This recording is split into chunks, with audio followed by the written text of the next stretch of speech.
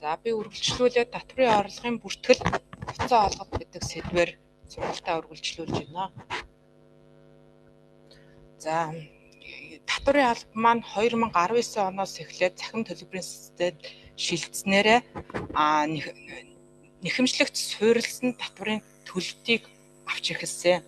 11 банкаар дамжуулаад мөн E-Mongolia, Босо, Fintech, E-Tax, E-баримт, портал систем, E-Mongolia, Mob QR, Smart Car, Outbox эдгээр сувгуудаар дамжуулан татвар нэхэмжлэгт суурилсан төлөлтийг бүртгэж эхэлсэн.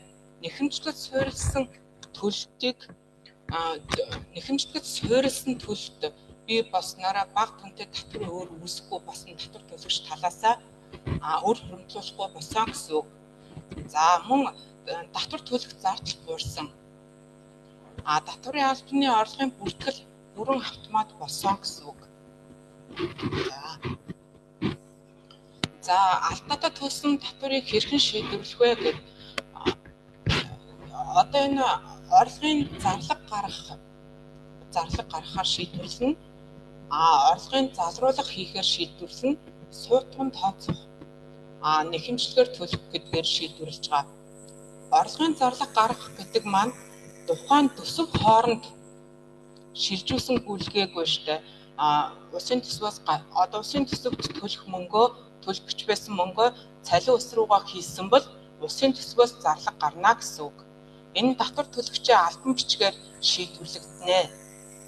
За орлогын залруулах болох дээр төсөв хоорондоо алдаатай шилжүүлэх хийсэн бол E-Tax системээс татвар төлөгч маань хүсэлтээ илгээдэг гэсэн үг.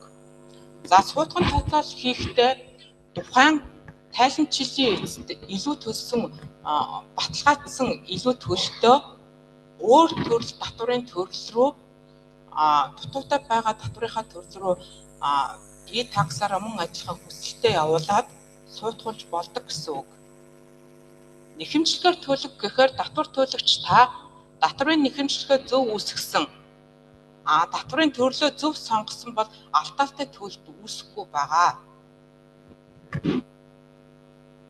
За ерөнхийдөө Монголын татврын алба нь 2024 онд сангийн яамны төрийн сангийн газартай хамтран QR системийн цахим төлбөрийн системийг шинээр нэвтрүүлж байгаа. Ерөнхийдөө бид нэр түрүүнд ярьсан нэхэмжлэг суурилсан төлөлтийг бид нэр банкар дамжуулаад түрүүнд өшдөд төлөлтийн сувгуудаа харуулж ирсэн шүү дээ. Эндтэй нийтдээ 24 оны байдлаар 5.8 сая гүйлгээгээр 17.9 их найт төгрөгийг бид нэр бүртгэсэн байна. Нэхэмжлэх суурилснараа. За арилжааны банк 11 арилжааны банкаар бид нэр 2.9 сая гүйлгээний 11 их найт төгрөгийг төвлөрүүлээд байна. E-баримт системээр бид нэр 302 гүйлгээний 6.4 тэрбум төгрөгийг мөн адилхан бүртгэсэн байна. За E-Mongolia-гаар бид нэр 200 гүйлгээгээр 923 гүйлгээгээр 7.2 тэрбум төгрөгийг бүртгэсэн байна. Бусад QR систем болон Fintech-гээр бид нэр 2.4 сая гүйлгээгээр 6.1 тэрбум төгрөгийг бүртгээд байгаамаа.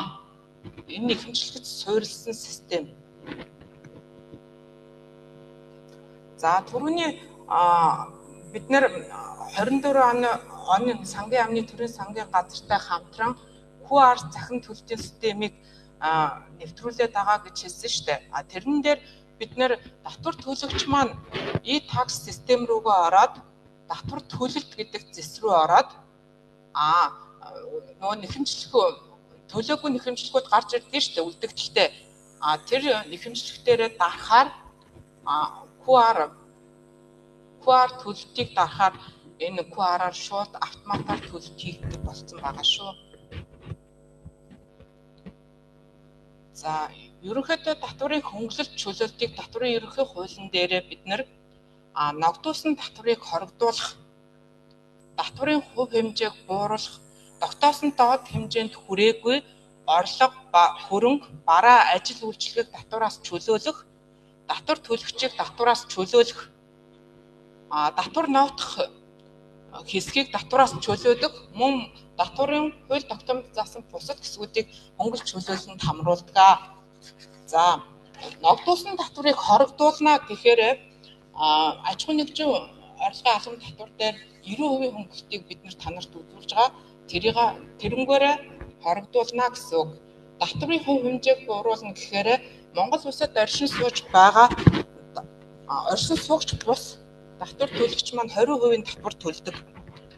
Тухайн оронтой нь татвар төлөгчийн тухай харьяа оронт гээд бид нэр татварын гэрээтэй бол давхар татварын гэрээгээр зохицуулаад хувь хэмжээнд буурах боломжтой гэсэн үг.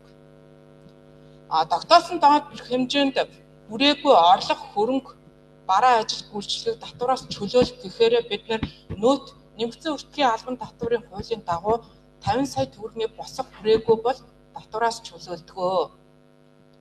За, татвар төлөгчийг татвараас чөлөөлнө гэхээр хөгжлийн бэрхшээлтэй хувь хүний бид нар албан татвараас чөлөөлдөг. Татвар ноогдох зүйлийг зохих хэсгийг татвараас чөлөөлнө гэхээр нэмэгдсэн өртгийн албан татварын хуулийн 13 дугаар зүйл зааснаар бид нар татваруудыг чөлөөлдөг байгаа. Тэр заалтуудыг төрсөн байгаа. За, аж ахуй нэгжийн орлогын албан татварын буцаа олголтын дээр бид 20 оноос эхлээд хэрэгжүүлж эхэлсэн. За, 20 онд бид нар анх 861 татвар төлөгчийн 8.4 тэрбум төгрөг анх олгож ирсэн бол бид нар 21 онд бид нар 2736 татвар төлөгчийн 41.3 тэрбум, 22 онд бид нар 4141 татвар төлөгчид 64.3 тэрбум, 23 онд бид нар 4111 татвар төлөгчийн 75.9 тэрбум төгрөгийг, мөн 25 онд бид нар 5079 татвар төлөгчдөд 97.5 тэрбум төгрөгийг олгоод байна. За, 22-ын 1 заалт буюу 90% хөнгөлтийг 4765 татвар төлөгчд буюу нийт буцаан олголтын 93.8%-ийг эзэлж байна. 90% маань татвар. За, 25 оны буцаан олголтыг бид нар өнөөдрийн байдлаар 98%-ийн татвар төлөгч, 98%-тай татвар төлөгчийн дансан шилжүүлээд байна. За, 24 онд тайлангаар борлуулалтын орлого 300 саяас 1.5 тэрбум 22-ын 1 заалтаар 4653 татвар төлөгчдөд 84.5 тэрбум төгрөгийг олгосон хуулийн залтаараа 22-ын 5 заалтаар 206 татвар төлөгчдөд 9.7 тэрбум төгрөг. Илүү төлөлтөй буцаа олох буюу 28-ын 4 заалтаар 114 татвар төлөгчдөд 1.1 тэрбум төгрөгийг хуулийн залтуудаар олгоод байна. За, аж ахуй нэгжийн орлогын албан татварын буцаа олголтод анхаарах дараах асуудлуудыг та бүгдтэй дурдж өгье. За, борлуулалтын орлого буюу нийтлэг хувь хэмжээгээр 300 саяас 1.5 тэрбум төгрөгөөс илүү байхаар тайлбарласан байх борлуулалтын орлогоо. За, мөн тухайн хөнгөлөлтөнд хамрагдаж байгаа татвар төлөгч маань үн шилжилтийн тайлан өгсөн байх ёстой. За, хэрвээ харилцан хамааралтай аж ахуй нэгжүүдийн үн шилжилтийн тайлан маань нийт борлуулалтаар тооцогдсон шүү. Хоёр аж ахуй нэгжийн нийт борлуулалтын хэмжээгээр борлуулалтын нийтлэг хувь хэмжээг тооцогдно гэсэн үг. Албан татвар төлөлтийг буруу тооцсон. Хуулийн хугацаанд хөнгөлөлт эдлэх хэмжээний албан татврын хөнгөлөлт хийгээгүй, тухайн хөнгөлөлтийг эдлэхгүй, хууль торгилсон салбарт үйл ажиллагаа явуулдаг. Амнат болон үйл ажиллагаа эрхэлдэг шатхуун худалдаа болон сий зөвшөөрөлтэй газар татвар төлөгчид хөнгөлөлтөнд хамруулах хүсэлт ирүүлсэн бол эдгээр хамрагддаггүй байна. Татвар төлөгчийн эрсдлийг үнэлэхэд хий бичлэгтэй хотоо худалдан авсан татвар ногдох орлогыг гуруулсан зөрчил илэрсэн бол мөн адилхан энэ буцаа олголтын хамрагдахгүй. Татвар төлөгч өөр төрлөөр тухайн төрлийн татврын төрлөөр өөртөө байх юм бол татврын ерөнхий хуулийн 49-2 заасны дагуу суутхан тооцноо. Өргөнд нь хувийн орлогын албан татврын буцаа олголтыг 20 онд бид нэр 51,997 татвар төлөгчдөд 32.6 тэрбум төгрөгийг анх олгож ирсэн бол за 21 онд бид нэр 53,593 татвар төлөгчдөд 50.6 тэрбум, 22 онд 55,568 татвар төлөгчдөд 64.6 тэрбум төгрөг. За 24 онд бид нэр 54,175 татвар төлөгчдөд 78.6 тэрбум. За 25 онд нийт бид нэр улсын хэмжээнд ярьж байгаа 53,601 татвар төлөгчдөд 92 тэрбум төгрөгийг олгохоор төлөвлөд ажиллаж байна. Үүнээс 5 сарын 8-ны байдлаар бид нийслэлийн хэмжээнд 28,753 иргэнд 52.4 тэрбум төгрөгийг олгосон. Орон нутагт бол 12,537 иргэнд 21.7 тэрбум төгрөгийн буцаа олголтыг олгоод байна. Нийслэлийн хэмжээнд бол 100% олголттой яваа гэж үзэж байгаа. За хувь хүний орлогын албан татврын буцаа олголтод анхаарах асуудлууд нь татвар төлөх хөнгөлөлтөнд хамрагдаж байгаа татвар төлөгч маань заавал тайлангаа илгээсэн байна. Албан татврын хөнгөлөлтийг хэсэгчлэн эзлүүлэхгүй, орон сууцны хөнгөлөлтөөс бусад хөнгөлөлтийг дараагийн жил шилжүүлэн эзлүүлэхгүй. Мөн төсөл татврын дүнгээс хэтрүүлэн эзлэхгүй. За энэ хувь хүний орлогын албан татврын хуулийн 23.1-23.9 зааснаас бусад хөнгөлөлтийг буцаа олгоно.